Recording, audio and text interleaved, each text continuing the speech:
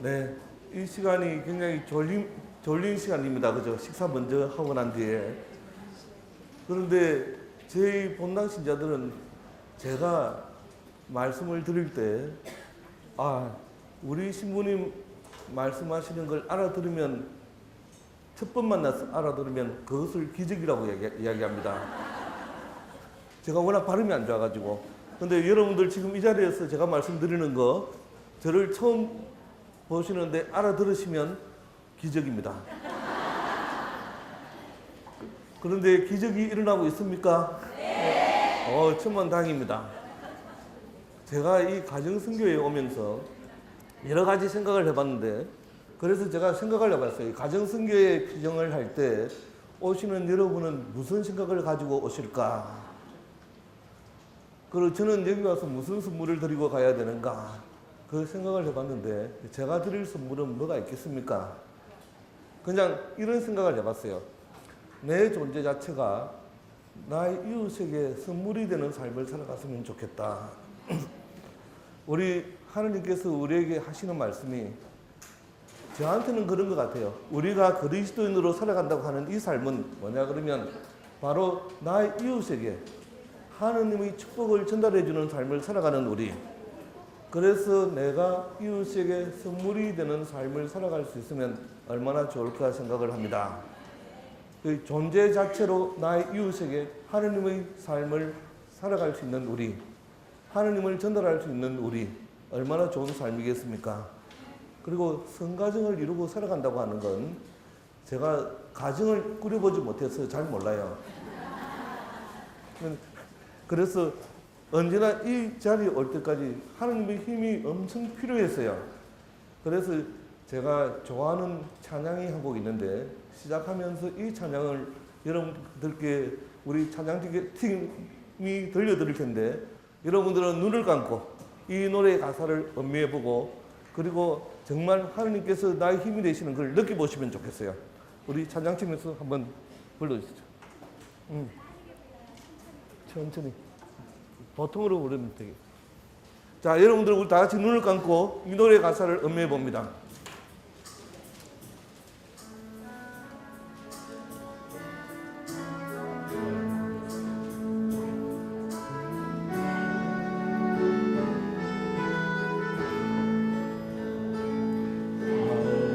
힘이 되신 하느님, 내가 주님을 사랑합니다. 주는 나의 반석이시며 나의 요새시라. 주는 나를 건지시는 나의 주, 나의 하느님, 나의 피할 밥이시여, 나의 방패시라.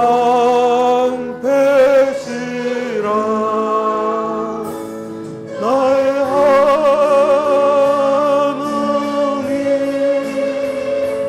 나의 하느님,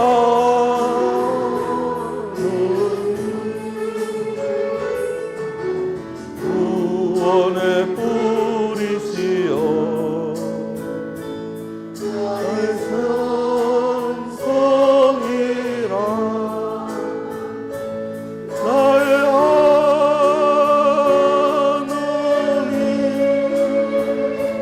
나의 하느님,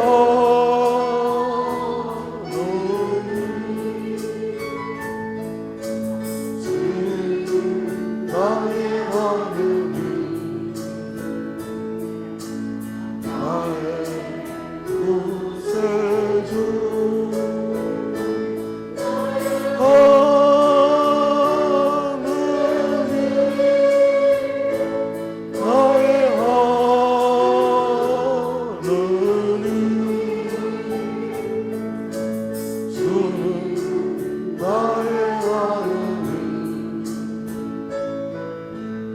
나의 구세주,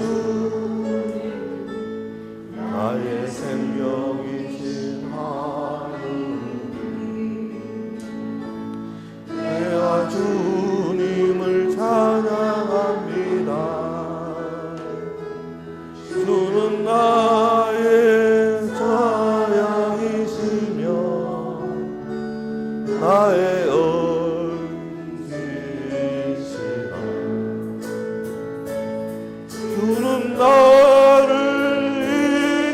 되시어 주의 길 인도하시며 나의 생의 목자 되시니 내가 따르리라. 나의 하나님 나의 하나님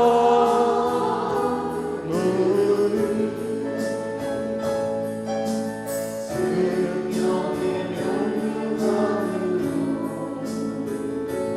대신 부수어서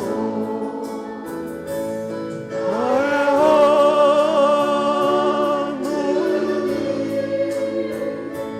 나의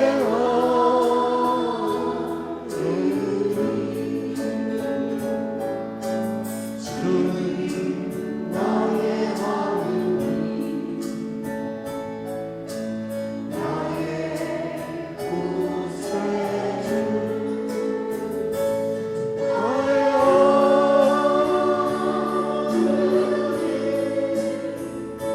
하나님 나의 하나님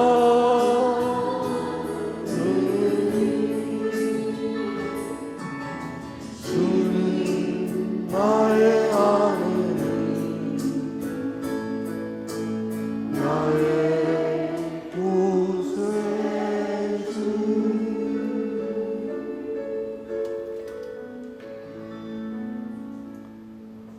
사랑이신 하나님 아버지, 오늘 하루도 당신 안에서 찬미와 영광을 드리며 시작할 수 있음을 감사드립니다. 하루를 시작하면서 당신을 바라보는 저희들이 되게 하여 주십시오. 하루를 시작하면서 당연한 것들이 얼마나 감사한 일인지 깨닫는 저희들이 되게 하여 주십시오.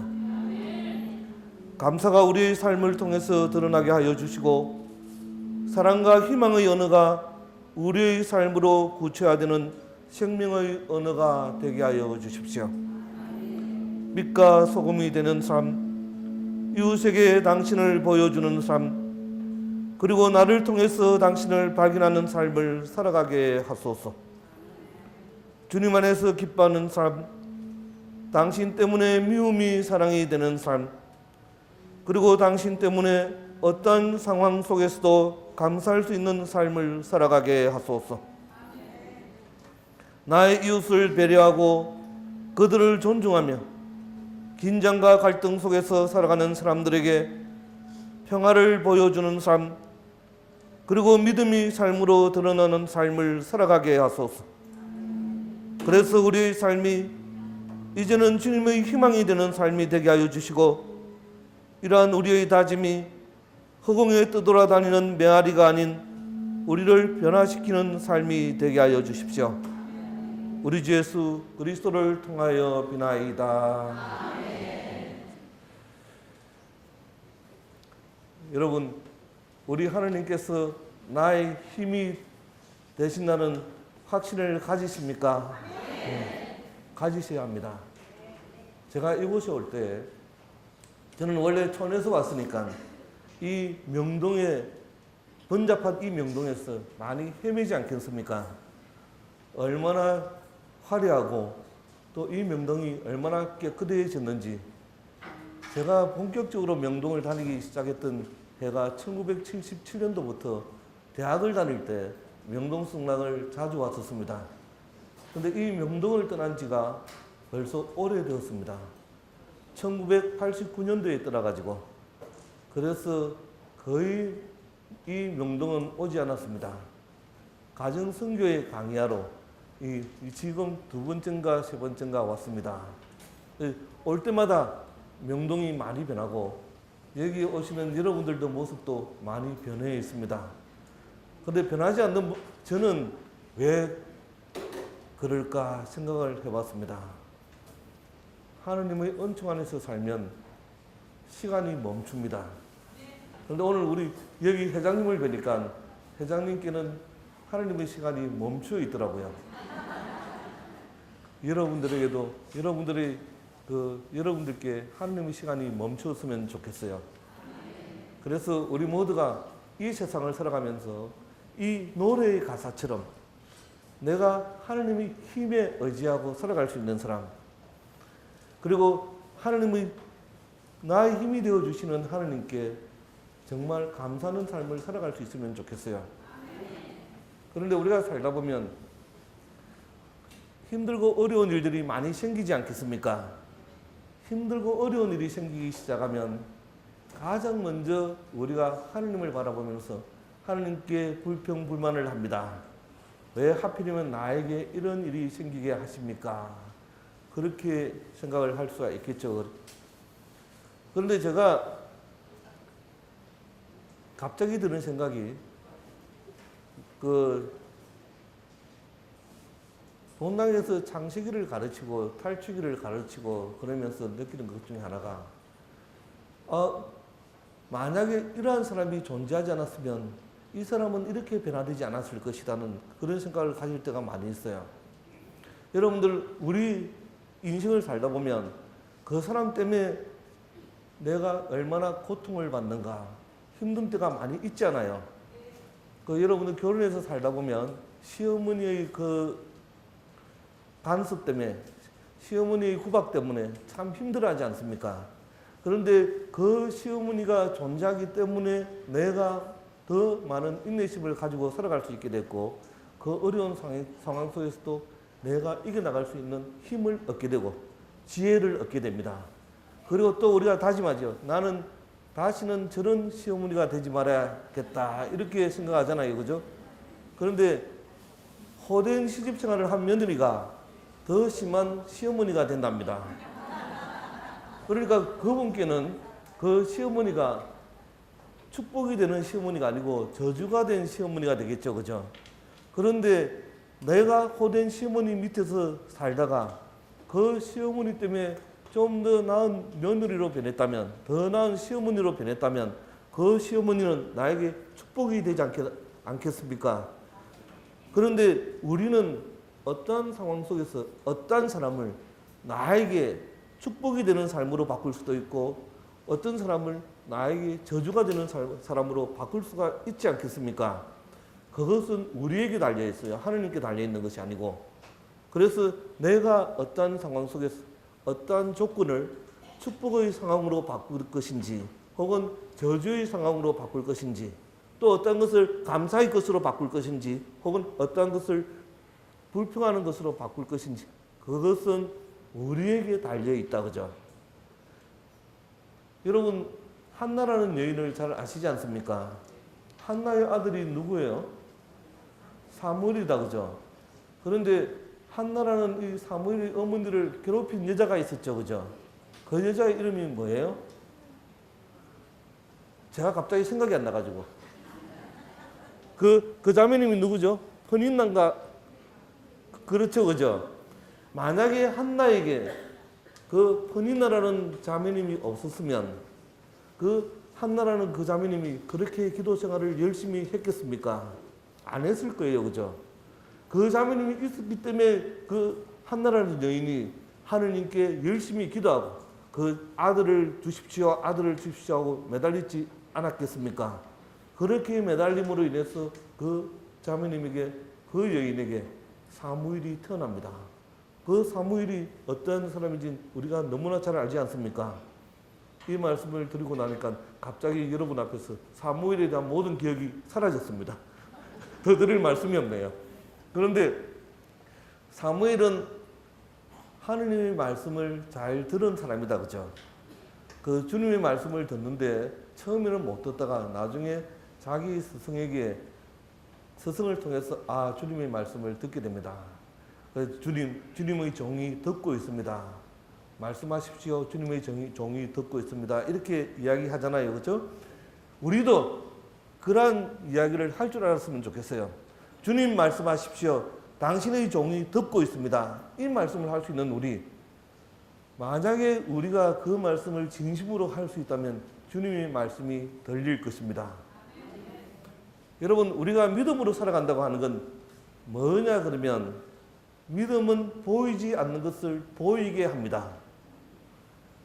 믿음은 내가 보고자 하는 것을 보이게 하여 주는 그러한 엄청난 힘을 가지고 있습니다.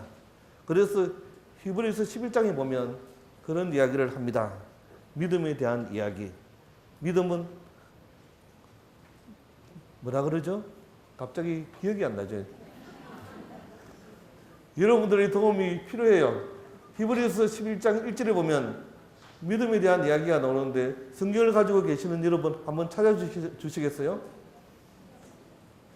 성경 히브리서 11장 1절에 보면 믿음은 뭐라고 그래요?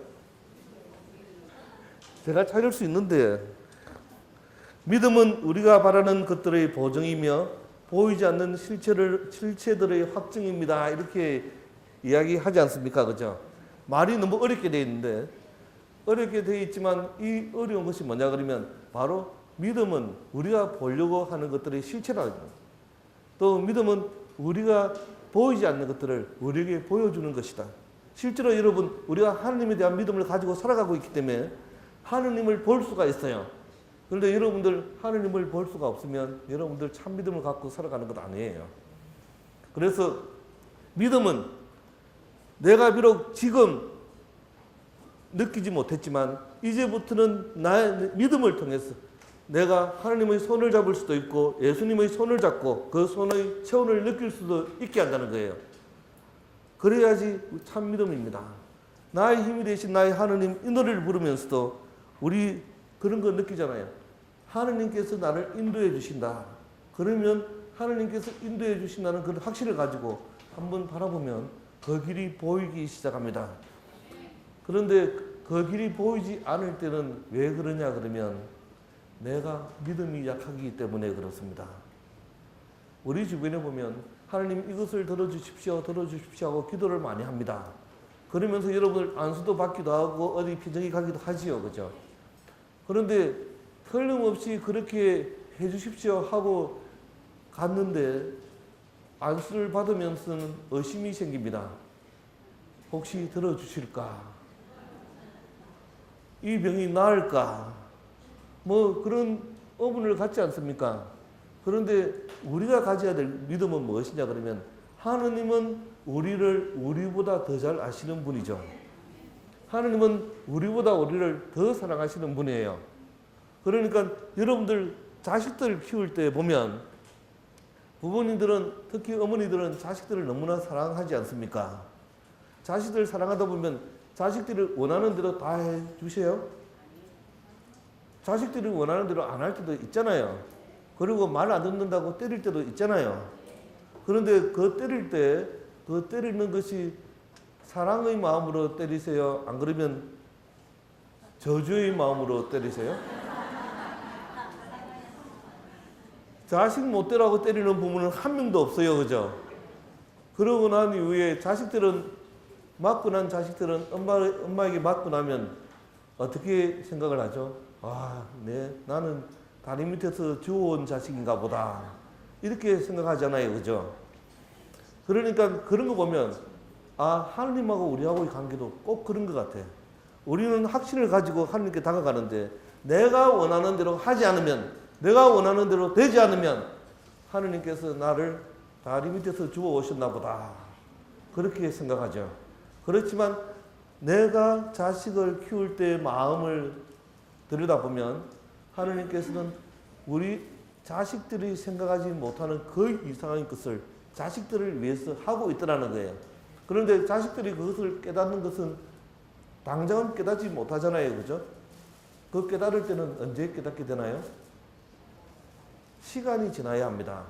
근데 시간이 지나야 하는데 그 조건 중에 하나가 뭐냐 그러면 시간이 지나고 자식이 부모를 사랑해야지 그 깊은 뜻을 깨닫습니다. 마찬가지입니다. 우리가 하나님의 뜻을 깨달으려고 하면 시간이 필요하고 또 하나님께 대한 사랑이 필요합니다. 그래야지 사랑은 사랑을 알게 만듭니다. 사랑은 사랑을 어떻게 해야 하는지 알게 만듭니다. 그렇지만 사랑하지 않으면 사랑하는 방법을 모릅니다. 여러분 맛있는 음식을 먹어본 사람이 맛있는 음식을 요리할 줄 안답니다. 맞습니까?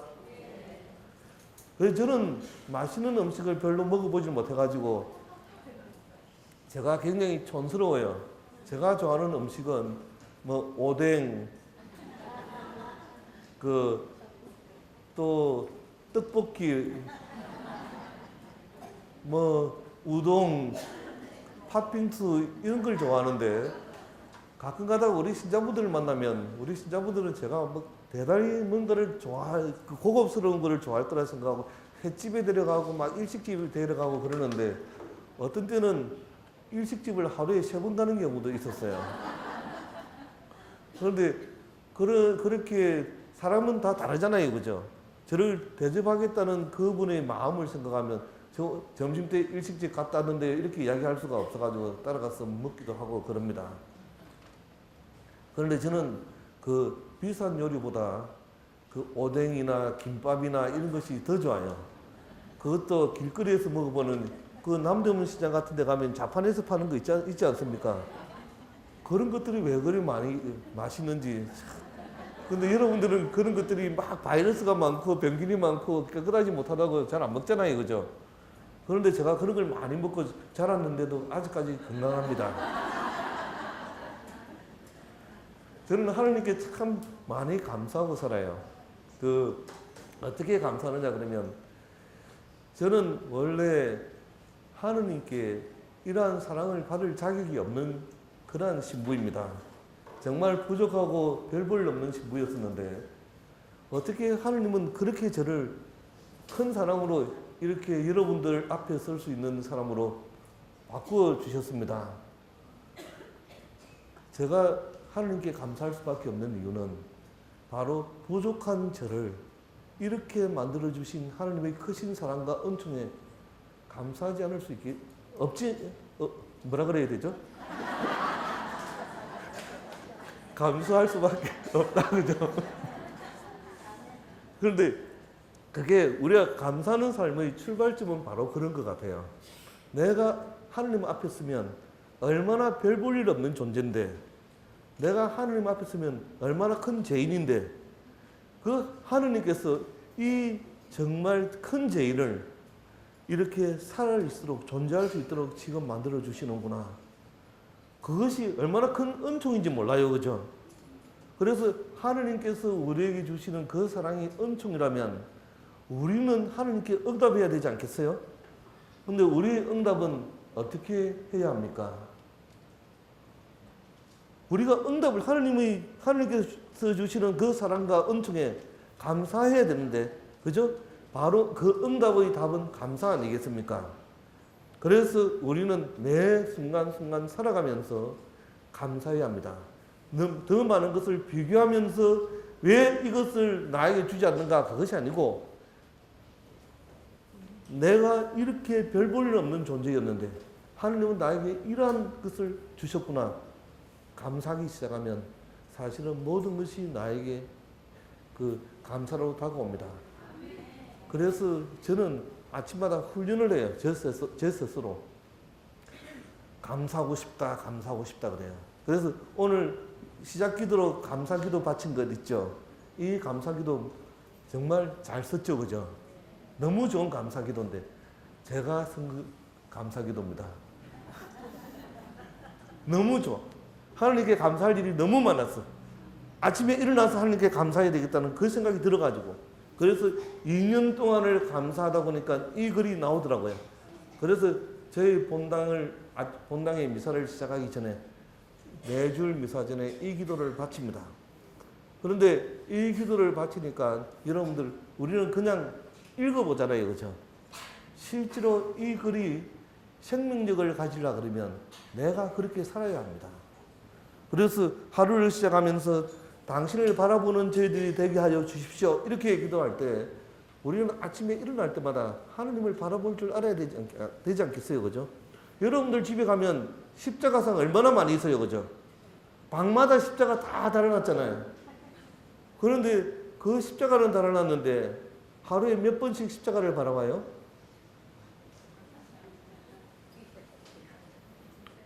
이 십자가가 걸려서 외로워요. 보면 그 십자가가 먼지가 뽀얗게 앉아 있어요. 그러면서 달아나. 그리고 또 새 십자가가 살아면 신부님 축성해 주십시오 하고 가져가 또 축성받아 가가지고 또 달아나. 근데 축성받아서 달아놓으면은 거기 반성물이잖아요. 그죠? 그러면 잘 간수를 해야 되는데 잘 간수하잖아요. 제가 여러분들께 부탁드리는 건 뭐냐 그러면 아침에 눈을 뜨시면 십자가를 바라보세요. 십자가에 달려있는 예수님의 눈길을 바라보시면 예수님의 눈길을 느낄 수가 있어요. 그 예수님께서 나에게 오늘은 어떠한 눈빛으로 나를 쳐다보고 계시는가. 그래서 제가 그 3년 전부터 작년에도 여기 와가지고 그런 말씀을 드렸는지 모르겠지만 저는 기억력이 별로 없으니까. 그런데 어느 날 하느님께서 저에게 예수님께서 하시는 말씀이 제가 성령 지도를 지금 2000년도부터 지금까지 미국의 중남부 성령 봉사의 지도 신부를 하고 있습니다. 능력이 없으니까 계속 잘할 때까지 하라고 해가지고 17년을 하고 있는. 그런데 그 하면서 3년 전인가 4년 전에 우연히 하나님의 말씀을 듣게 됐어요. 그 말씀은 뭐냐 그러면 네가 성령 지도 신부 한다고 하면서 하는 것이 제대로 있는 것이 뭐냐.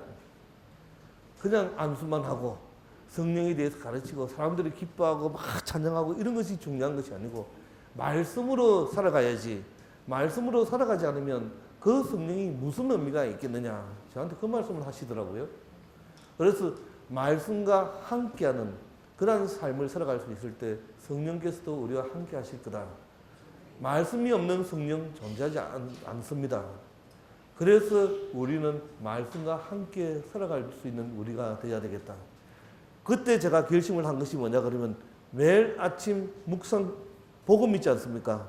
그 복음에 대한 묵상글을 쓰겠다고 다짐을 했어요. 그래서 매일 빠지지 않고 써옵니다. 제가 별로 똑똑하지 못하기 때문에 제가 가지고 있는 그 무기는 뭐냐 그러면 은근과 끈기입니다. 똑똑한 사람들은 머리로 말을 하면 되지만 이 저같이 능력이 없는 사람은 꾸준하게 뭔가를 해야 되지 않습니까? 그죠? 그런데 하나님께서 저한테 주신 은총 가운데 하나는 뭐냐 그러면 꾸준함의 은총입니다. 끈기의 은총입니다. 그래서 어디를 가도 제가 악착같이 그 묵상글을 쓰려고 노력을 했어요. 오늘 아침까지 쓰고 나니까 번호가 몇 벌이 된자 그러면 716벌이 되더라고요. 주일 강론은 빼고. 그래서 매일 아침마다 쓴 716번의 그 묵상글이 저에게는 엄청난 자산입니다. 그런데 그 글을 쓸 때마다 매일 새로운 글을 써야 되겠다는 유혹이 들지 않겠어요? 그죠?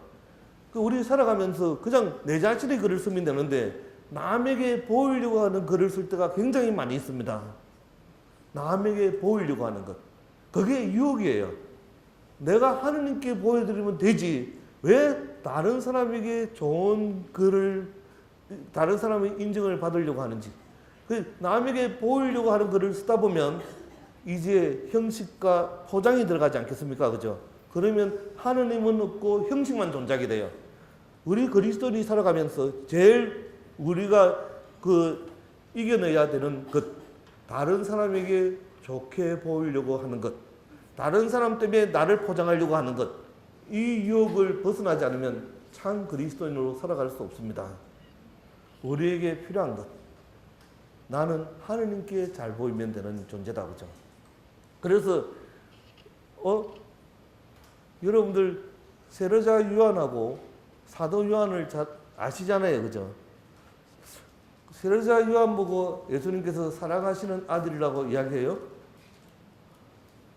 사도 요한은 예수님께서 사랑하시는 제자라고 이야기해요. 그죠? 그런데 세례자 요한한테는 예수님께서 사랑하는 제자라고 하는 표현이 성경 어디에도 없잖아요. 그런데 우리는 이 두 사람을 바라봐요. 세례자 요한에 대해서는 구체적으로 이 사람이 어떻게 살아갔는지에 대해서 성경에서 보도하고 있어요. 그죠? 세례자 요한은 그 이사야 연서에 예언된 대로 메시아가 오실 때 길을 준비하고 길을 닦고 굽어진 길은 바로 펴고 좁은 길은 넓게 넓히고 그런 거 있잖아요. 그죠? 높은 길은 낮게 하고 낮은 길은 높게 하고 이렇게 하는 역할을 하도록 파견받은 존재, 세례자 요한이다. 그죠?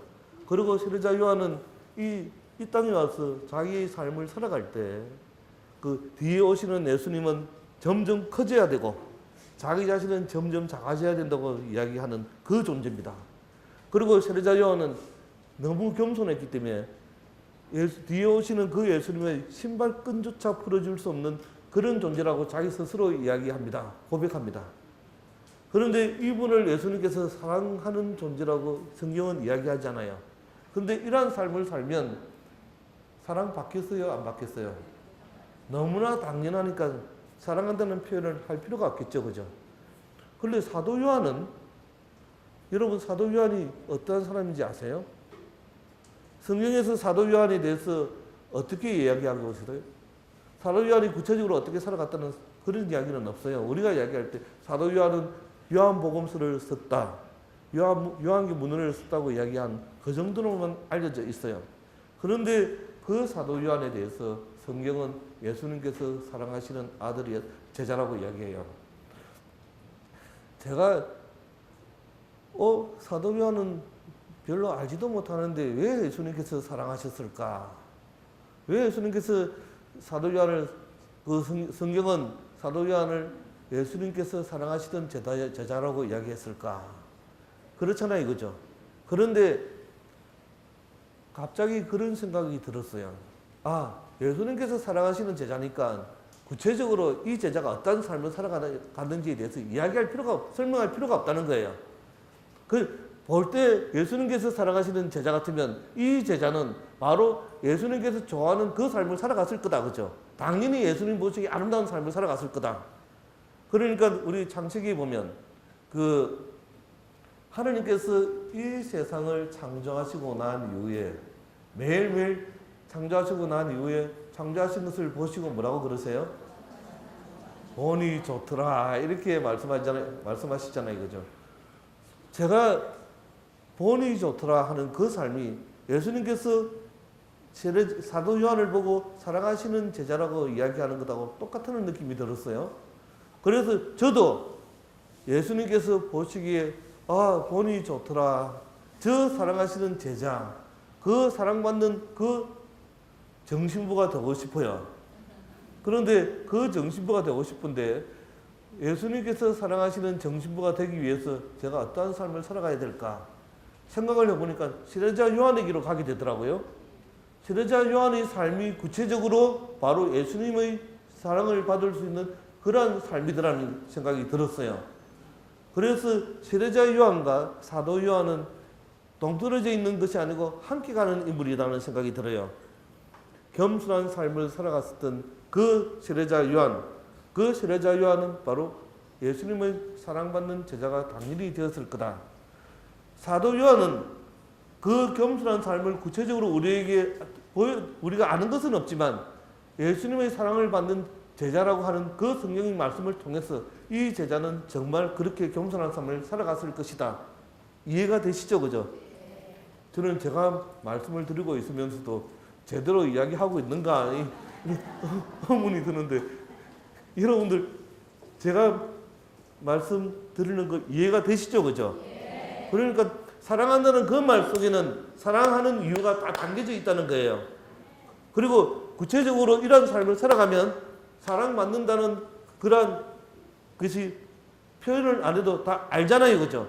그래서 이 세례자 요한이나 사도 요한은 서로가 이렇게 보완해주는 그런 예수님의 제자였구나 하는 것을 깨달을 수가 있는 것 같아요.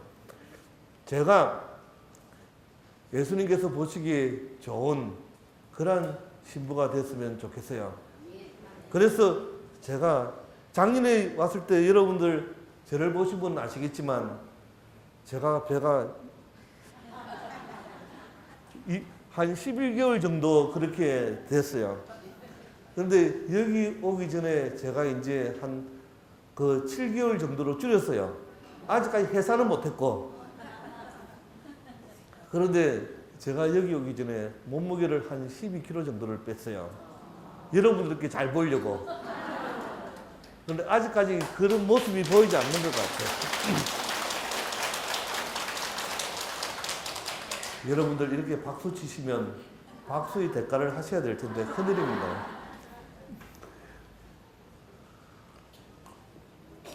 그 걷는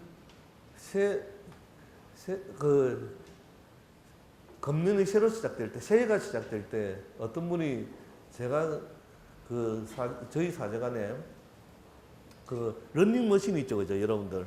러닝머신을 선물을 해줬어요.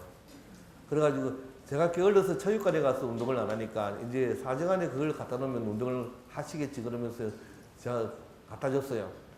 그런데 한 3개월 동안은 전혀 사용을 안 했어요. 귀찮아가지고 볼 때마다 너무 귀찮은 거야. 왜 저걸 사다 줬는가? 그 사다 준 사람이 미워지기 시작하더라고.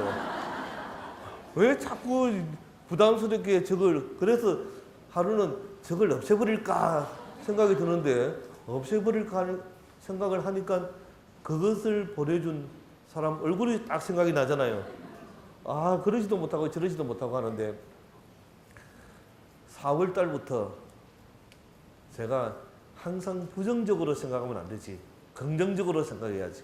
저것도 존재하는 이유가 틀림없이 있을 텐데 하느님께서 저것을 어떤 사람을 통해서 보내주셨을 때는 뜻이 있으신데, 그래서 좋은 뜻으로, 그렇지, 내가 그 다음 날부터 운동을 해가지고 이제 하느님 보시기에 좋은 신부로 바뀌어야지. 그래서 운동을 시작을 했어요. 각고의 노력을 했어요. 제가 한번 하면 또 잘해요. 악착같이 끊고 이런 거 잘해요. 담배를 끊고 술도 끊고 뭐 이런 거 굉장히 잘하는데 그 운동도 한번 시작하면 끝을 봐야 되는데 그래서 이제 시작을 했어요. 그런데 제가 운동을 시작하면서 다짐은 뭐냐 그러면 나를 위한 운동이 아니고 하느님을 위해서 운동을 한다고 다짐을 했어요. 그래 나를 위한 운동이었으면 제가 벌써 그만뒀을 거예요. 그런데 하느님을 위해서 운동을 하기 시작했습니다. 그런데 하느님을 위해서 운동을 한다는 것이 무슨 의미겠어요? 제가 건강해지면 하느님을 위해서 더 많은 일을 할 수 있지 않습니까? 그래서 하느님을 위해서 더 많은 일을 하기 위해서 운동을 시작했습니다. 그러니까 운동을 하는데도 이게 힘이 생기더라고요. 그래서 처음 하루는 아침에 1시간씩 걷는 걸, 저는 달리기는 잘 못해요. 근데 걷는 걸 시작을 했는데 여러분들 그 러닝머신에 보면 그냥 평평하게 하는 것도 있고 조금씩 경사를 올려가잖아요. 그죠? 제가 경사 10을 두고 10으로 올려놓고 그 다음에 속도는 3.2 정도 놓고 걸었어요. 근데 1시간을 걸으니까 720칼로리가 땀이 엄청나죠. 그죠? 30분만 걸으면 그 다음부터 땀이 뻘뻘 나는데 그만두고 싶은 유혹이 생기는데 그때 탁 제가 예수님을 바라봐요. 예수님을 위해서 해야 되는데 또 걸어요. 땀을 뻘뻘 닦아가면서. 그런데 하루를 하고 720칼로리를 떼고 나니까 하루에 한 번 하니까 이래서는 안 되겠다는 생각이 들었어요. 하루에 2번은 해야지. 그런데 그러면서 뭔가를 하잖아요. 그죠? 그냥 그러면 재미없으니까 그러면서 TV 드라마도 보고 그러다 보니까 안 보던 드라마를 보게 됐어요.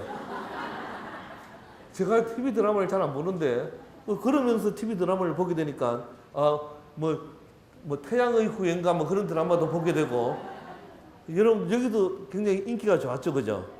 저도 그걸 몇 번을 봤어요. 참 드라마 잘 만들었다 그런 생각이 들기도 하고 나도 저 주인공처럼 됐으면 좋겠다 열심히 운동해가지고.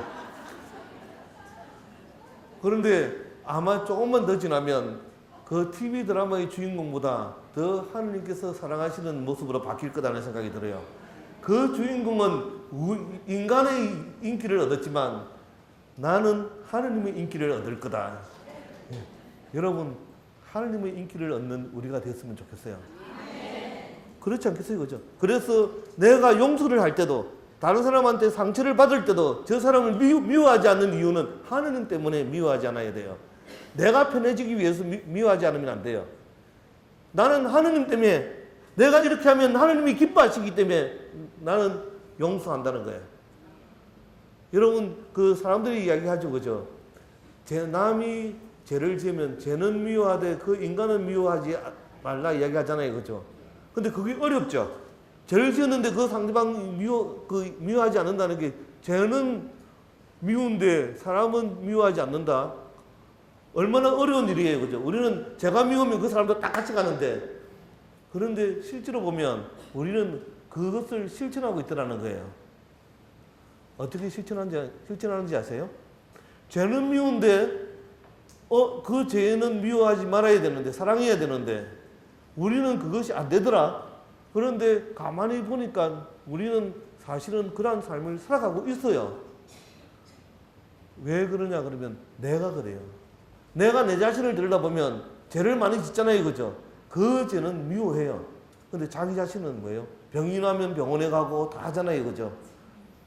자기 자신을 미워하면 병원에 안 가야 되는데 사랑하니까 병원에 가고 안 아프면 좋겠다 그러잖아요. 그죠? 그래서 우리는 그것을 실천하고 있는 사람이에요. 죄는 미워하지만 그 죄인은 사랑하는 걸 내 자신에서부터 출발하고 있는 거예요. 그래서 내가 그런 존재이기 때문에 다른 사람도 그렇게 할 수 있다는 거예요. 그러니까 우리는 중요한 것은 뭐냐 그러면 하느님 때문에 뭔가를 할 수 있어야 돼요. 그러면 나의 힘이 되신 나의 하느님 있죠. 이 노래 가사가 저절로 이제 입에 당기게 되겠죠. 그죠? 그래서 잠시 여러분 있죠. 우리 한번 해봅니다. 아까 전에는 여러분들 이 노래를 들었지만 지금은 우리가 다짐하는 의미로 기도하는 마음으로 힘차게 불러보는데 이 가사 있어요? 없죠. 그죠? 있어요? 여기 비춰주면 여러분들 힘차게 불러야 돼요. 정말 하나님께 다짐하는 마음으로 나의 힘이 되신 나의 하느님 있죠. 그것이 정말 나에게 와닿아야 돼요. 저는 여러분들 이 노래 찬양하시면서 정말 나의 힘이 되신 나의 하느님을 느껴보시면 좋겠어요. 한번 느껴봅니다. 그죠? 여러분 힘차게 불러봅니다.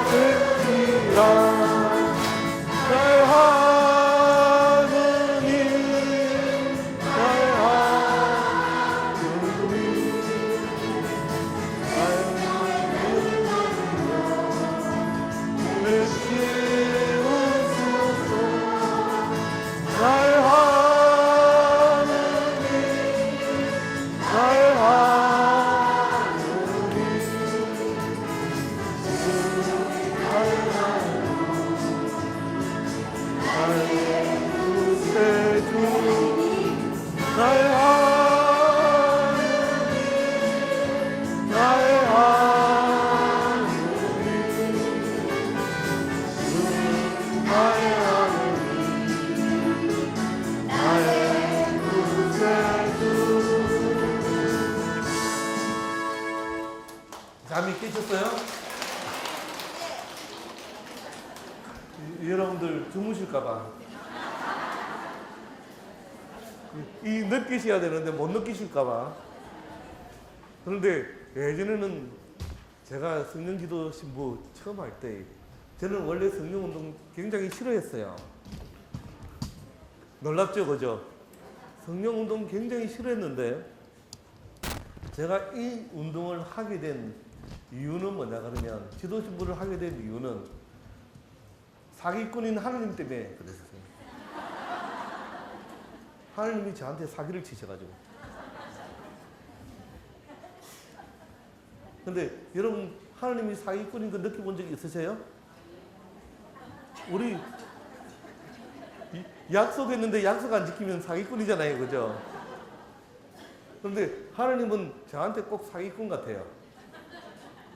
원래 하느님은 사기꾼이 아니실 텐데 저는 하느님 당신은 사기꾼입니다. 그렇게 가끔 가다가 분풀이를 막 합니다.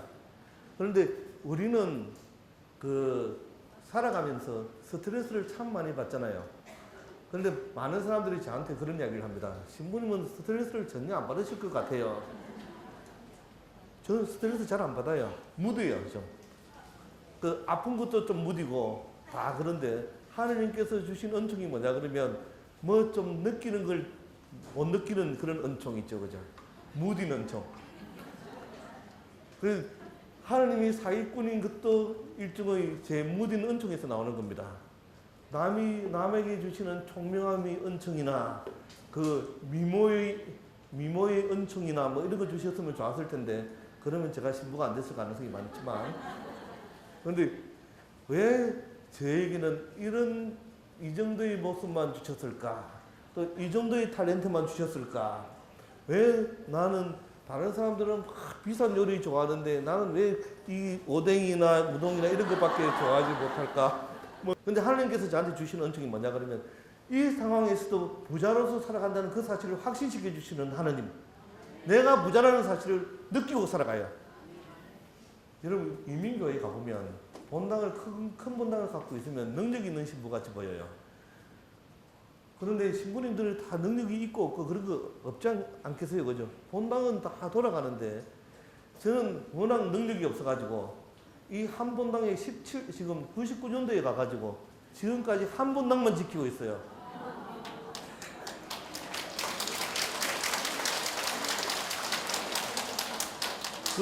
참 놀랍지 않아요, 그죠?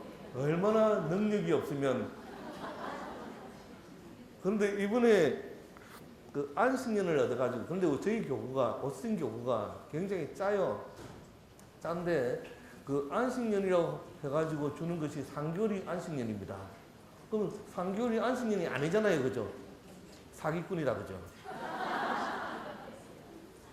이 하느님은 이렇게 사기를 치시는 거야. 안식년이 아닌데 왜 안식년이라고 그 3개월밖에 안 주면서 1년, 년짜를 붙여가지고, 그죠? 그런데 사기꾼인 하느님이지만 그 사기꾼인 하느님의 메시지를 저는 사기꾼이 아닌 그 순수한 뜻으로 받아들이려고 노력합니다. 그러니까 사기꾼인 하느님이 저를 통해서 사기꾼이 안 되게 만들어주는 은총.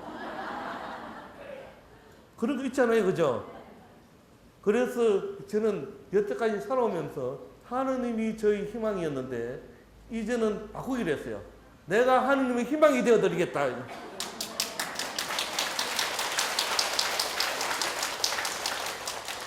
여러분 그런 생각 해보셨어요? 내가 하느님의 희망이 되는 삶, 내가 하느님의 희망이 되는 그러한 존재가 되겠다. 저는 그렇게 했으면 좋겠어요. 여러분들 테살로니가 제가 인용하는 성경 구절이 혹시 틀릴 수도 있으니까 나중에 저 신부가 이렇게 인용했는데 틀렸네. 그래가지고 그 신부는 그것도 몰라 그렇게 하시지 말고 그 신부니까 당연하지 이렇게 생각하고 했으면 좋겠어요. 아마 데살로니가 전서 5장 16절부터 18절까지 보면 이런 이야기가 나옵니다. 그 항상 기뻐하고 끊임없이 기도하고 모든 것에 감사하십시오. 그 다음 구절이 중요해요. 이것이 하느님께서 우리에게 바라시는 하나님의 뜻입니다. 이렇게 나와요. 그러니까 하나님의 뜻이다 그러면 그것이 하나님의 희망이잖아요, 그죠?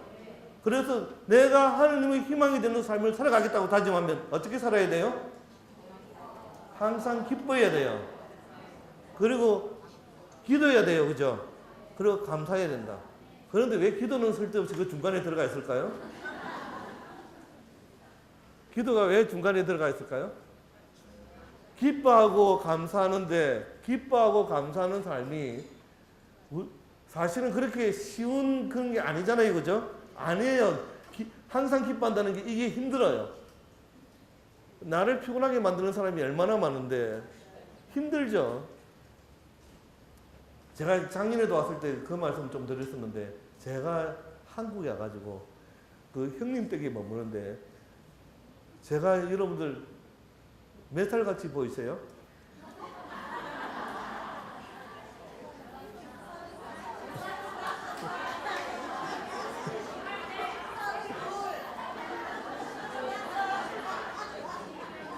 여러분들 제가 나이를 여쭤보는데 왜 웃으세요? 그냥 몇 살인가 대답만 해주시면 되지.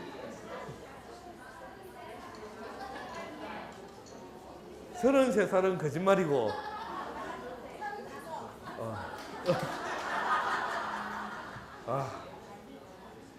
그런데 제가 그 58년생입니다.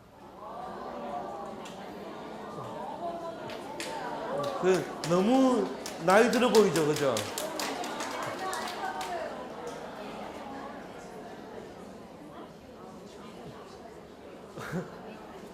저도 제가 이렇게 나이가 많을 줄은 몰랐어요. 저는 항상 30이고 40이고 그럴 줄 알았는데 어느 순간에 제 나이가 벌써 내일 모레면 60을 바라보게 되더라고요. 그런데 저희 형님네 집에서 사는데 한국 나와가지고 저희 형님 네분이 저보다 15살이 많으니까 연세가 두 분이 이제 75, 이런 셋 이렇게 됩니다 이제. 그런데 아침마다 세 사람이 딱 앉아가지고 아침을 먹어요. 그러면 아침을 먹으면 저희 형님이 잔소리를 참 많이 하시는 분이에요. 뭐 이게 건강식이고 저게 건강식이고 막 그러면서 이거 먹으면 배가 안 나온다는데 제가 배 나왔다는 거 다 알잖아요, 그죠? 그런데 왜 그걸 꼭 지적을 해야 되는지, 그걸 지적을 하면 그렇게 통쾌하신가 봐. 그러면 형님이 그렇게 말씀하시면 저희 형수님이 그렇게 말씀하세요. 여보, 왜 쓸데없는 말을 하시고 그러냐고. 그런데 형님은 진지하게 말씀하시는데 쓸데없는 말을 하려고 그러면 두 분이 또 그렇게 해가지고 또 싸우시지 않겠어요? 그 중간에 있는 제가 입장이 굉장히 곤란해집니다, 이제. 그런데 저는 형님하고 형수님하고 싸우면 맨날 형수님 편이에요. 왜 형수님 편이냐 그러면 저희 형수님이 저희 저희 아버님이 치매에 걸리셨는데 그 7년 동안 치매에 걸린 시어머니를 모시고 사셨어요. 대단하신 분이다, 그죠? 그 치매 그 보호소에 보낸 것도 아니고 당신이 모시고 살았어요.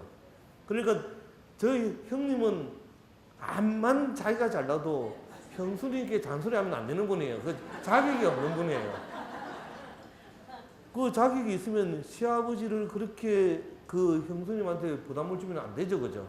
근데 저희 형수님이 시아버지를 그렇게 모셨으니까 저희 형님은 매일 무릎 꿇고 위로 쳐다보고 살아야 되는. 저는 항상 형수님 편이에요. 그런데 저희 형수님이 두 분이 그렇게 사시니까 1년 동안 제가 한국에 나오는 걸 굉장히 기다리세요. 아침마다 제가 밥 먹을 때마다 형수님하고 한 시간씩, 1시간 반씩 이야기를 합니다. 저하고 형수님하고 밥 먹을 때 이야기를 하면 저희 형님은 살포시 나갑니다. 왜냐하면 자기가 소외되니까. 그 형님한테 좋은 이야기 안 하니까. 근데 저희 형수님은 제가 오면 형님이 1년 동안 형님한테 받았던 모든 스트레스를 저한테 다 이야기해요. 이거 잘못했다, 저거 잘못했다, 뭐. 작년에도 그 말씀 드렸을 텐데 저희 형님이 조금 이상한 성격을 가지고 있는데 이 퇴직을 하고 나신 뒤부터 집에 와서 사시니까 매일 따라다니면서 잔소리를 하신대요. 그러면서 이거 하지 마라, 저거 하지 마라 그러고 뭐 따라다니면서 전기불 켜놓으면 전등도 끄고 막 이렇게 막 하시는 거야, 이제. 그러다가 어느 날 냉장고 코드를 뽑아든 전기 절약한다고.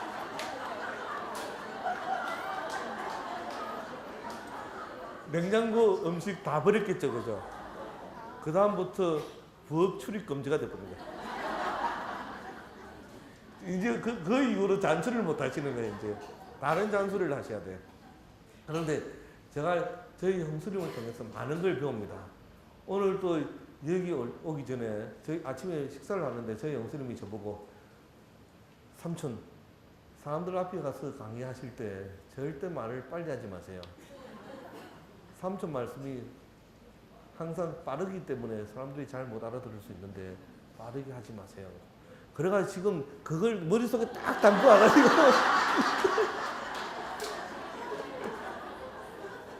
어떻게 하면 말을 좀 천천히 할까 하면 그 생각을 하는데 제가 말이 좀 빠르나요, 그래도? 여러분들 정말 좋은 분이에요.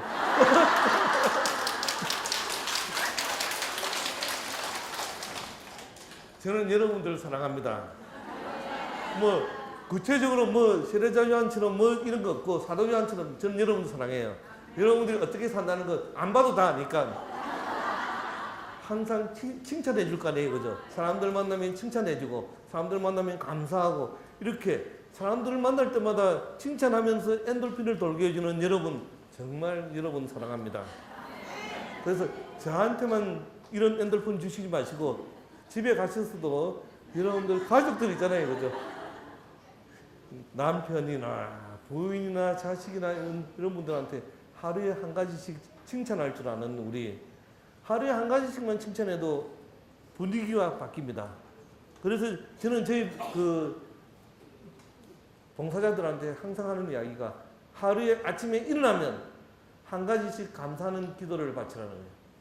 감사 기도를. 그래서 뭐 감사할 게 얼마나 많아요, 그죠? 우리 살다 보면 감사할 거 많은데 우리 사람이 악하다 보니까 매일 남이 잘못하는 것만 보이지 남이 잘하는 건 보이질 않아요. 그런데 남에게 좋은 것을 보고 감사하는 것은 훈련이 필요합니다. 한번 실천해 봐야 돼요. 사탄은 우리가 감사하지 못하게 자꾸 만들어. 남의 잘못만 보라고 자꾸 시켜요. 그 눈에 크게 다가오게 만드는데 우리는 이제 사탄이 그렇게 할 때마다 그것을 바꿔가지고 아, 나는 이제 그 남이 잘못하는 것, 남에 대한 안 좋은 소리에 대해서는 귀머거리가 되고 소경이 되고 남이 잘하는 것을 찾는 내의 눈을 가지고 남을 칭찬할 수 있는 것을 찾아가는 내. 그렇잖아요, 그죠? 항상 남에 대해서 좋은 말만 하는 나. 그러한 사람으로 바뀌어 보는 것. 스트레스 받지 않습니다. 그러한 삶을 살면 스트레스 안 받아요. 그래서 제가 스트레스를 잘 안 받아요. 좋은 이야기 하고 싶어가지고. 그래서 오늘 여기 올 때도 예쁜 아가씨가 운전을 해줬어요. 얼마나 신부니까 참 행복하잖아요, 그죠? 예쁜 아가씨가 운전도 해주고. 제가 꿈이 여자가 운전해주는 차를 타고 다니는 게 꿈이었거든요. 그런데 하느님은 그걸 꼭 이루어 주시는 거야. 그리고 제가 여기 또 안 들으신 분들도 계시니까 말씀드리면 제가 꿈 하나가 뭐냐, 꿈이 3개가 있었어요. 또 하나는 햄버거를 배 터지게 먹어보는 꿈이 어릴 때. 그게 제 꿈이었어요. 너무 가난하고 배가 고파가지고 어릴 때는 저 미국에 사는 사람들이 먹는 그 햄버거 있잖아요, 그죠? 큰 거, 맥도날드 그거. 저걸 마음껏 먹어보는 게 꿈이었는데 살다 보니까 배 터지도록 먹을 수 있는 미국에 가 있어요. 두 번째 꿈이 이루어졌잖아요, 그죠? 그 햄버거 먹는 꿈도 이루어졌고, 그리고 또 여자가 운전해주는 차를 타고 다니는 거, 그 꿈도 이루어졌고, 세 번째는 세계에서 제일 큰 부자가 되는 게 꿈이었거든요. 그런데 부자는 내가 부족하다고 생각하지 않으면 부자잖아요, 그죠? 그래서 저는 제가 예를 들어가지고 미국에서 제가 타고 다니는 차가 2004년도 우리 현대차거든요. 그 그랜저라는 차인데 미국에서는 별로 안 타요, 사람들이. 저는 아직까지 2004년도 그랜저를 타고 다닙니다.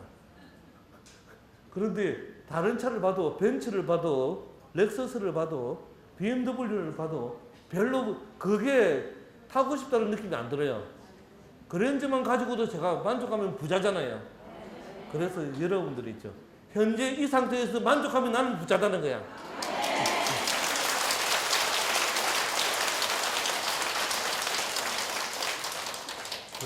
여러분들도 부자로 살아가실 수 있겠지요, 그죠? 그런데 이 부자로 살아가기 위해서 우리는 항상 하느님께 의탁을 해야 합니다. 하느님께 의탁을 하면 두려움이 없어져요. 하느님께 의탁하면 갖고 싶은 것이 없어져요.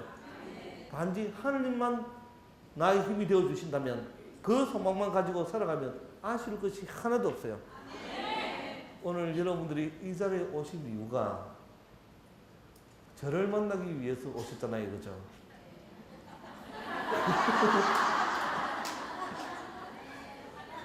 아니신 것 같아. 그래도 그렇습니다 하고 대답해 줄 줄 아는 그런 게 크게 그렇게 대답할 줄 알아야 되는데 이제 제가 여러분들 마음을 다 알았어요. 가끔 가다가 하느님께서 삐지는 은총도 주시더라고요. 신부는 질투도 많이 해요. 그런데 저는 질투하다가도 머리가 나빠가지고 까먹어버려요. 그러니까 망각의 은총, 잊어버리는 은총 있잖아요, 그죠? 여러분들 그 잊어버리는 은총 대단히 중요합니다.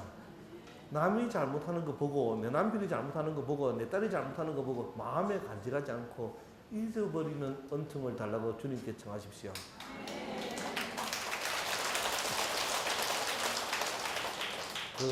제가 우리 회장님 계시니까 잠깐만 양해를 구하고 한 가지만 광고를 좀 했으면 좋겠어요.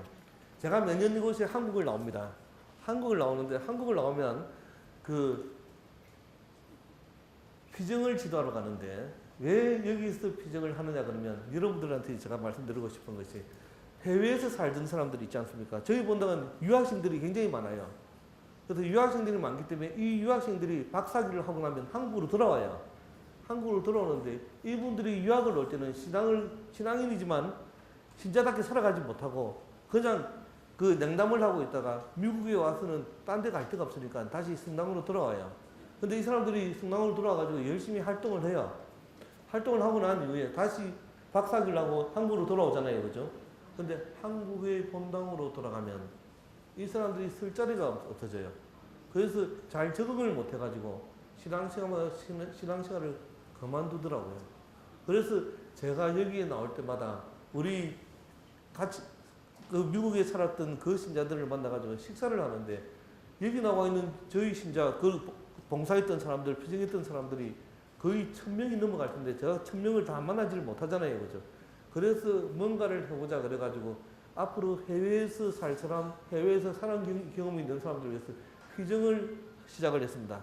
그게 5번째 금년에 하게 되는데 7월 29일부터 31일까지예요.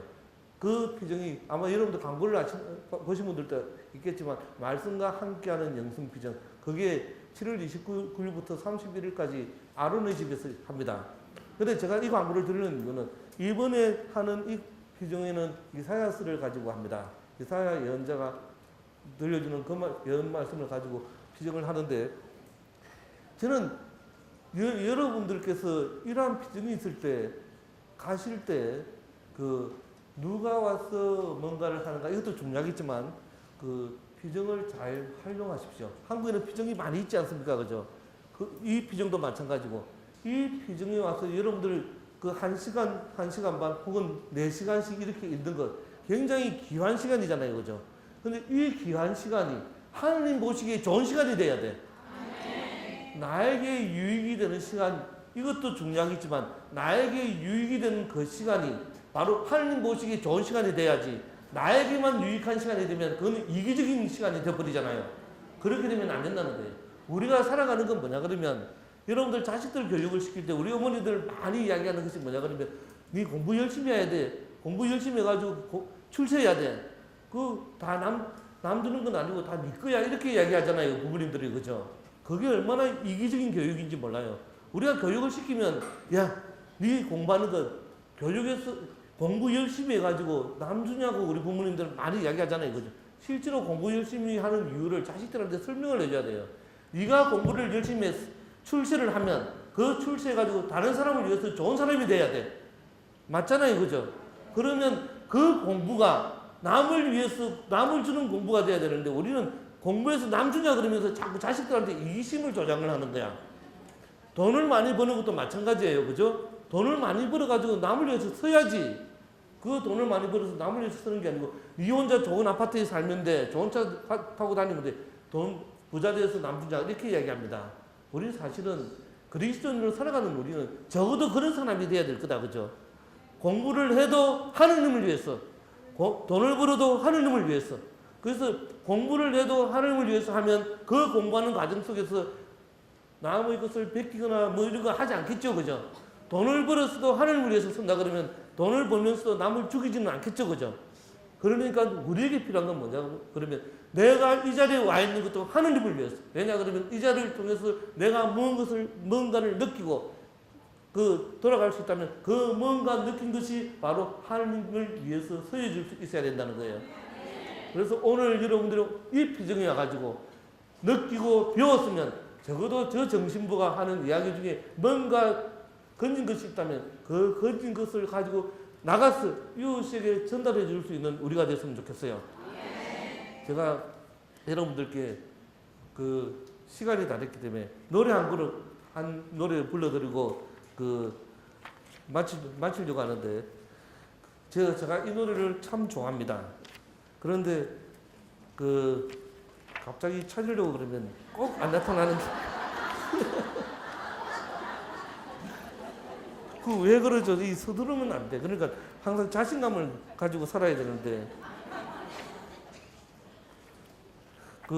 우리 찬양팀은 잘 아실 것 같아요. 주님의 손이라는 노래 있죠.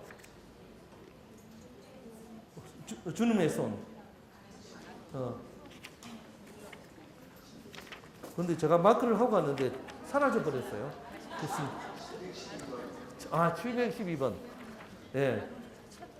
여러분들은 이 가사를 묵상하시는데 같이 부르시지 말고 기도하는 마음으로 묵상하시고 그리고 난 다음에 한 번 더 부를 때는 힘차게 불러봅니다. 느끼면서.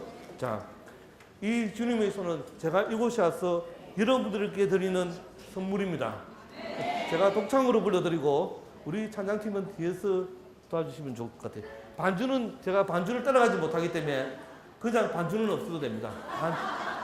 반주, 예, 그러면 더 좋고, 예.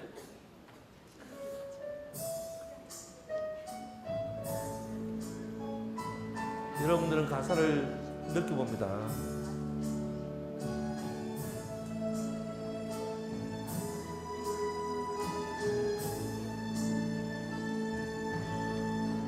우리 인생길에 피곤해 지쳐도 가시떨기 비바람이 닥쳐도 결코 장차 닥칠 두려움 없음은 주의 손 잡고 감이라.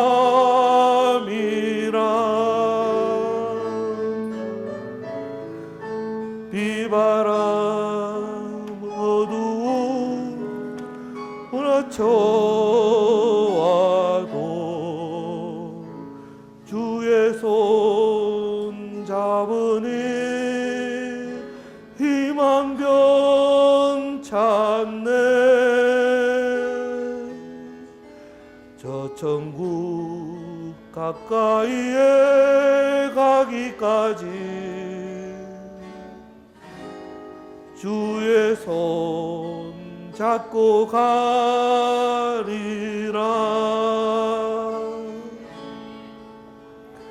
절망의 골짜기에서 헤매어도 높은 저곳 누리고 올라가리.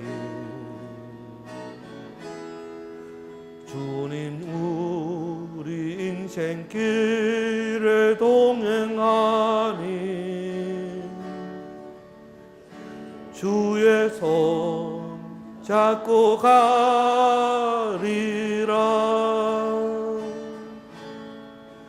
비바람 어두움 몰아쳐와도 주의 손 잡으니 희망 변찮네. 저 천국 가까이에 가기까지 주의 손 잡고 가리라.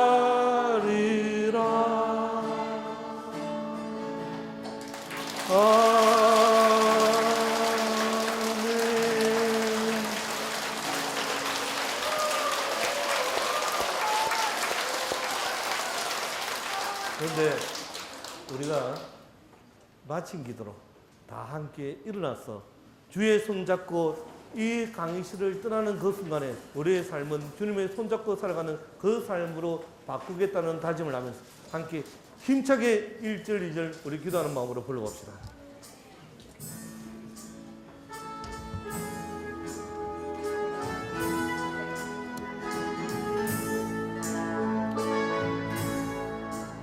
우리 인생길에 피곤해 지쳐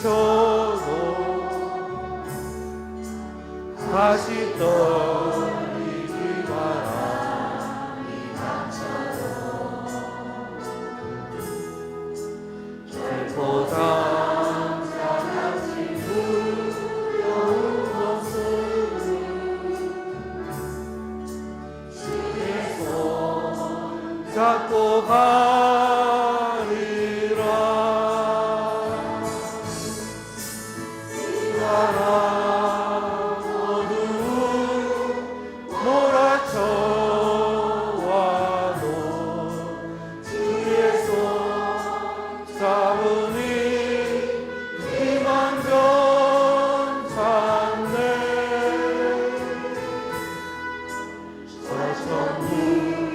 가까이에 가기까지 주의 손 잡고 가리라.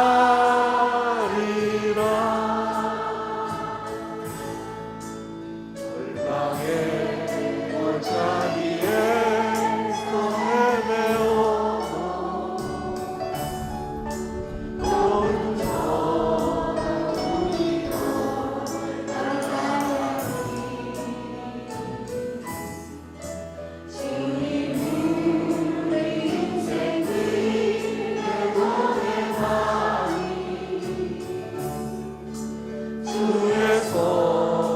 잡고 가리라.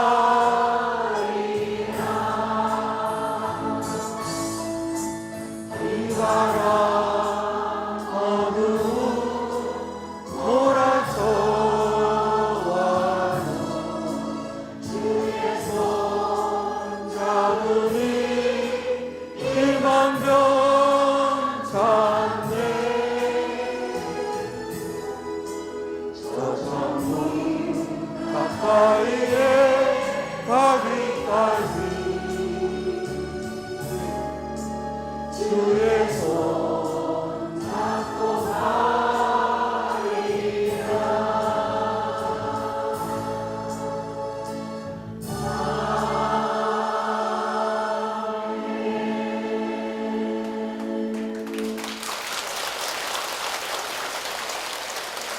우리 잠시 기도하겠습니다. 사랑이신 하나님 아버지 감사합니다. 오늘 이 자리에 저희들 건강한 모습으로 있게 하여 주신 것 감사드리고, 또한 이 자리에서 당신과 함께하는 시간 보낼 수 있게 하여 주신 것 감사드립니다. 건강을 주시고 사랑을 주시고 은총을 허락하신 당신께 찬미와 영광을 드립니다. 사랑이신 하나님 아버지, 이 자리는 당신의 은총이 필요한 많은 사람들이 있습니다. 건강적인 어려움 때문에, 건강의 어려움 때문에, 경제적인 어려움 때문에 관계 안에서 상처를 주고받으며 상처를 받고 살아오는 많은 사람들 있습니다. 또한 가정적으로 힘들게 살아가는 당신의 자녀들을 구워보시고 이들이 당신의 은총과 사랑 안에서 참으로 성가정을 이루며 살아갈 수 있게 이끌어 주십시오. 육체적인 아픔을 갖고 살아가는 당신의 자녀들을 구워보시고 그들에게는 이 육체적인 아픔을 이겨나갈 수 있는 힘과 용기를 허락하여 주십시오. 또한 환자들을 돌보고 있는 간호하는 모든 사람들을 기억하여 주시고 그들에게도 이 환자들을 통해서 당신의 현존을 체험할 수 있게 하여 주십시오. 여기 모여있는 당신의 자녀들 한 사람 한 사람이 당신의 은총과 사랑 안에서 당신의 축복이 되는 삶, 당신의 희망이 되는 삶을 살아갈 수 있게 하여 주시고 나의 이웃에게 바로 당신의 선물이 될 수 있는 저희들이 될 수 있도록 이끌어 주십시오. 이 모든 기도를 우리 주 예수 그리스도를 통하여 비나이다. 성도와 성도와 성령의 이름으로.